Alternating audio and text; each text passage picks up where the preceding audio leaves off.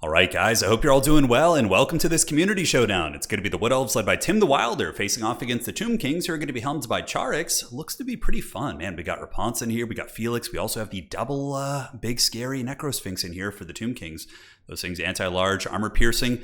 Curious to see how they perform against the new Bretonnian meta, which of course is going to be spamming some of their elite cav units, which I would wager Tim the Wilder probably hiding in the shadows.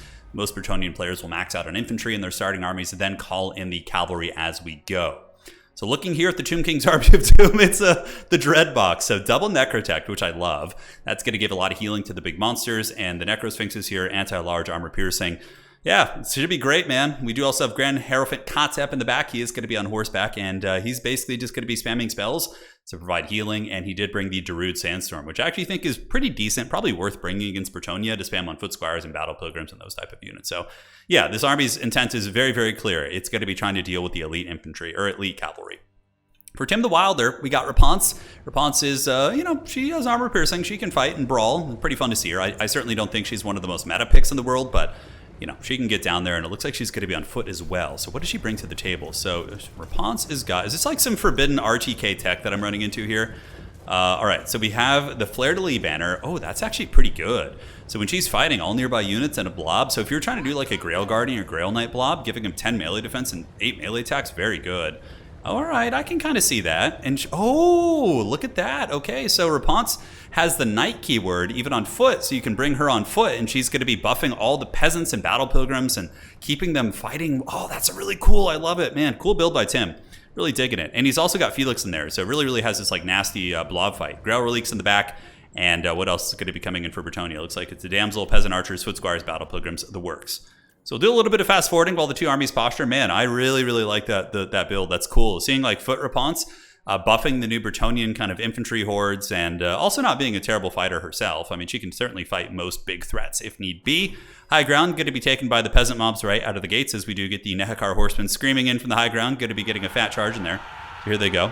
Poor peasants going to get run down. So yeah, it's their duty. Their sacred duty to the lady is to get annihilated by ancient undead dudes. And yeah, they're going to crumble pretty quickly. We do see Grand Hierophant Kotep going over. And Bretonnia doesn't look like they care too much about objective number one. I think they just figured, hey, let's send a peasant over there, see what happens. Maybe my opponent won't, do anything about it, and I can just get the free points. It clearly looks like Bretonnia's mission is to pressure the objective 2, because on this map, the Crater of Decay, having this Vanguard point is just so good. Basically, if you capture this Vanguard point, it unlocks a spawn behind your opponent's enemy line. So it allows you to dive their artillery, pressure their objective with cavalry. It's incredibly strong, especially for a faction like Bretonnia, right? So Bretonnia calling out Knights of the Realm. Knights of the Realm are able to push back the Nehekar horsemen. That's what's kind of scary against Bretonnia. Like, taking side engagements against them just feels really bad. Like, their elite cavalry now, like, just will crush anything. Like, you can't use Necropolis Knights, Sepulchral Stalkers, maybe with some halberd support would be able to kind of take a side point, but man, oh man, Bretonnia, if they have like a Lewin and Fey Enchantress combo, it can be super nasty. So the double Sphinx is going to be moving in, and even though they are, anti-large, they still can crump ground targets. And Felix right now is probably asking himself, he's like, where's my boy Gotrek? This sucks. Didn't sign up for this. Repanse did not tell me about this. But nonetheless, they are getting some decent armor-piercing attacks into the Sphinx with a little bit of arrow fire coming from downtown. The Pox arrows will mitigate the stats to an extent. I feel like a lot of these like construct monsters should just be immune to contact effects. I mean, not all, but poison, it just like doesn't make sense. It's so strange. But side objective is taken by Bretonnia, and now the lady wills it, and we get some Knights Errant coming out of the backfield for Bretonnia. So the Knights Errant are going to immediately go into Lance formation. Look at this! Oh my god, he unsummons the Screaming Skull Catapult right away, which is really funny. And now there was a change a while back to make it a 10-second timer. So, it's not as easy as it once was, but he saw that right away, which is hilarious when he was able to react. So, I mean, yeah, Bretonnia gets rid of the catapult. His opponent gets a partial refund, but still takes a bit of a punishment on the trade there for sure. Grail Reliques moving up, and we see the double Sphinxes going after Repanse, but the Sphinxes, like I said, are anti-large beasts, but still have very good melee attack. But I find that, big monsters tend to struggle to connect with foot-based characters.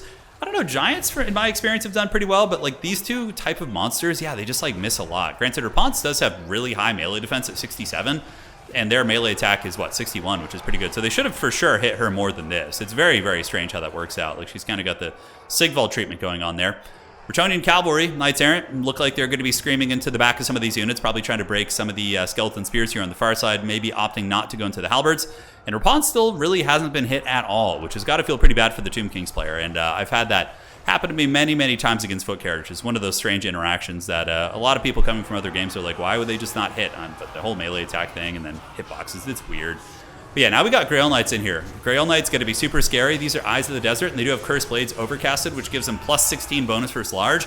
So we see them trading very well. I've actually tried this matchup a couple times and have tried experimenting with the sepulchral knights. Yeah, and they just don't work. The sepulchral stalkers work, but the knight variants, the snake knights, I'm just blanking on their name off the top of my head, but yeah, they just don't seem to work in this matchup. But yeah, these halberd boys not doing bad at all, really grinding down the Grail Knights and the Knights of the Realm. And Grand Hierophant Kotep certainly helping as he debuffs their melee defense and melee attack really heavily. Minus 24 and minus 24, dropping a Sandstorm, man. Some good stuff right there, but Bretonnia is making progress grinding through the enemy front line. The fervent nature of the peasants certainly serving them well here as the battle pilgrims trade into the Tomb Guard halberds very effectively. And it looks like there is going to be an Ushapti summon here for the Tomb Kings, which is a good call. It can certainly tar pit. Granted, you usually want to do the Ushapti summon on top of like your own infantry that are already in combat, so that your opponent can't just like run through you like this. But even still, it's not the worst trade in the world. So as far as the value goes, Tim the Wilder is certainly ahead. Sepulchral Stalkers back here, though, doing the work of the old gods of the Tomb Kings here, as the Grail Knights do get dragged down by the Eyes of the Desert, and the Big Sphinx is on their way back, and yeah, they should be pretty good against these cavalry units, but the rest of the battle, like, when you lean so heavily into dealing with mass cavalry and your opponent just has like a dread legion of battle pilgrims and foot squires with Grail Reliques and Repanse just literally taking no damage in that fight, which was obscene, you're going to struggle, right? Because you're so dedicated to killing the cavalry and expecting cavalry spam that you just like have nothing to deal with these other threats. Side objective, though, does get taken by some Tomb Guard halberds. Pretty cost effective. They will be able to, hold here for a moment. But Tim, with some spearmen tar pitting, probably will find a way to get this objective. We'll see. It looks like Charik's going to be moving over with the Tomb Guard halberds to try and clear them off. We'll have to see. Meanwhile, in the backfield, we get the Sphinxes trying to get through these peasants, but the Grail Relique does give immune to psychology, so all these peasants are just so inspired by the blessings of the lady that they're not going to run from these giant colossal monsters. As the Necrosphinxes make their way back to the objective, realizing they probably should be fighting on the point to try and, get that back eventually. Foot Squires, Spears, lots of pressure in the backfield, and now we do see some Sepulchral Stalkers coming out round 2. I think he has 3 in his army, and they do seem to be the preferable anti-large in tandem with like halberds and things like that. You could also use Buna, but I do like the debuffs from Kotep. I felt like that was pretty impactful. So Big Sphinx going to be doing battle with Grail Knights. Grail Knights will probably go down here. It's going to take a while for them to break. You can see even in their current beleaguered state, they're still sitting at like 60, 70 leadership, which is pretty insane. But being shot in the back by these snake lasers is not going to help their leadership, as they do tank down to 3 leadership for a second. Any heals coming down, we do see a Restore. Restore going down from the Necrotech. Necrotechs are good anti-infantry clearing units. I mean, they're not like insane at it, but they do have a bonus versus infantry and pretty good stats, so you can like leave them with your Big Sphinxes, and they kind of complement each other's weaknesses. Spear is heading back here, but Bretonnia is able to just swarm cavalry reinforcements out just all day, as some Nekar horsemen do come back here and are for some reason fighting spearmen at arms. They definitely should not be here, want to be looping around. Looking at value, pretty even, honestly. Tomb Kings do have a little bit of healing as well with Kotep, and the halberds coming back to help clear out the Knights Errant here. Looking at the points, we do see Tim the Wilder sitting with a bit of a points lead. He's had a double cap for quite some time. We're going to see if the Sphinxes are going to be able to carry this game back. It's looking a little bit tough. Bretonnia is certainly looking to be in the captain's chair here, as the Sphinxes at 6 leadership most likely going to start crumbling down as the archers are able to draw a line of sight and get some nice firepower. We do see the big Necrosphinx running for the hills, as there is going to be a Vortex spell going down. Looks like there is going to be a Sandstorm. Yes, the Darude Sandstorm, not bad. Probably not going to do too much damage, but will tickle the pickle of some of those Foot Squires as the Sphinx does start to crumble down here. So side objective looks to be pretty firmly controlled by the Tomb Kings, but man, Bretonnia's just got an unwashed just mass of units everywhere, and I don't see how Charix is going to come back. It seems like he just went a little bit too hard in the paint with anti-large. Maybe like 1 Sphinx would be enough, but I understand the critical mass theory in this game. Like, that's why you always see people with like 2 giants, right? Like, it's just sometimes it can just be so overwhelming that if you just have 1, it's much easier to deal with, right? But if you have 2 of those like big beaters kind of working together, it can be very tough. But the thing is, like, Felix and Repanse, dude, look at the stat buffs too. Like, all these Knights Errant and Peasants are just getting a huge melee defense and melee attack buff from Repanse, which is so good. Man, the dreaded foot Repanse meta is upon us. It's cool to see, Bretonnia going through a bit of a revival. I believe as of the casting of this game, I think that Tomb Kings actually have a slightly favored win rate against Bretonnia. Even with the changes to the Grail Knights, I'm not sure. But yeah, it's cool to see like this very avant-garde, different type build doing pretty well here. But I don't know, maybe it's standard amongst the RTK folks, but to me, it's pretty new to see. Knights Errant moving back across. Tomb Kings trying to claw this one back. The big debuff going down. The Incantation of Desiccation. It's a pretty good one, but yeah, the Sphinx is going to get grinded down. The two characters, Repanse and Felix, just putting the work in. And Felix also heals Repanse when they fight shoulder to shoulder here. We see the Bretonnians pulling a pretty big value lead, and it's probably only a matter of time before the dreaded Grail Relique Blob gets over here with the Spearmen at Arms. And yeah, I don't think they're going to be able to hold this point for too long. And it looks like the Tomb Kings are basically out of steam, trying to ninja this point here. Looks like Bretonnia barely able to hold on to that one, as we do see the Skeleton Horseman trying to flip it. Some sneaky Snake Cav on the back, going to be trying to ninja objective number 3. But I would wager Bretonnia is going to be able to call out some Grail Knights, Knights of the Realm, and send some peasants over there, some Spearmen at Arms to kind of keep them at bay. You know, a basic Spearmen at Arms unit, which costs like 250 gold, is going to be able to trade cost effectively into Sepulchral Stalker and might even win that fight. So you can see how that's tough. Yep, we got Knights of the Realm coming out. They do have a couple chevrons from their previous life in which they earned 1100 HP. And the Tomb Kings are crumbled off the side point. So Bretonnia is going to be maintaining that capture there. Meanwhile, the Bretonnian Horde's moving up. And I do think Screaming Skull Catapults are a staple in this matchup. And Ushapti Great Bows are both very, very good. But they just came out too late. I think having a Screaming Beam Catapult back here and pushing up with like a halberd wall and securing this point and, you know, catapulting down the Foot Squires and Battle Pilgrims is for sure a recipe for success.